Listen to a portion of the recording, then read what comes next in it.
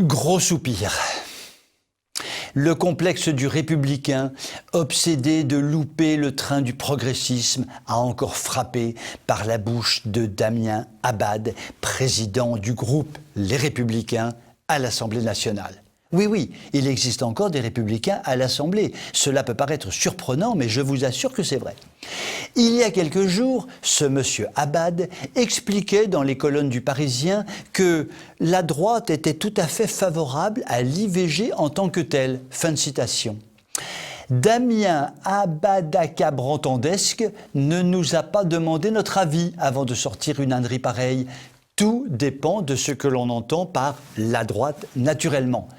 Et il vient de récidiver à l'occasion d'un séminaire entre parlementaires en nous expliquant cette fois que, j'ouvre les guillemets, les Français veulent une droite qui n'est plus l'antichambre de combat d'arrière-garde, mais l'avant-garde des combats de la nouvelle génération. Fermez les guillemets.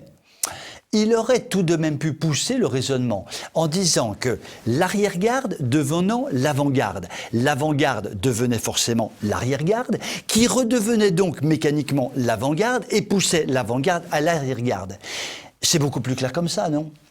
La droite, les Français, manifestement, M.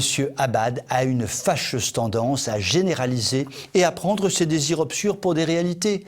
Alors comme ça, les Français en ont marre des combats d'arrière-garde? Qu'est-ce qu'il entend exactement par là?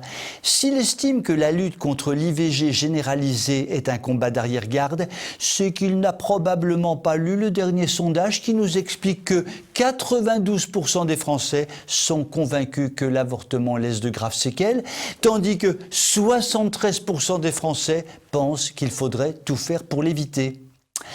Il est toujours consternant de constater que les membres de la droite dite gouvernementale se sentent obligés d'enfourcher le cheval du modernisme et de la fausse innovation pour donner le sentiment qu'ils vivent avec leur temps.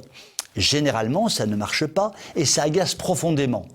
Cela nous rappelle Christian Jacob qui, il y a quelques semaines, répondait à Christian Estrosi, tenté par les sirènes macroniennes.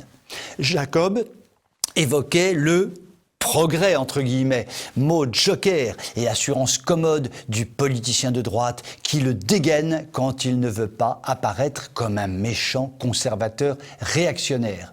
Finalement, deux solutions se présentent pour comprendre Abad. Première solution, si je prends mon logiciel de traduction Google, que je choisis comme langue de départ verbiage politicien et que je choisis comme langue de destination bon français, les propos de M. Abad sont traduits par Google de la manière suivante. Vive Emmanuel Macron et surtout pas d'alliance à droite. C'est assez limpide finalement. Deuxième solution. Damien Abad se désole en fait de la persistance des vieilles lunes gauchos libertaro-marxistes. En voilà des combats d'arrière-garde.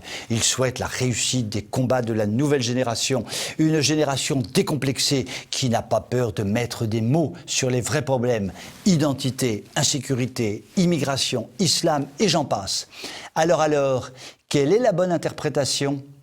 La droite française étant une fabuleuse machine à perdre, j'ai malheureusement peur que ce ne soit pas celle que nous attendons. Sur cette triste réalité, je vous souhaite une bonne soirée et vous dis à demain.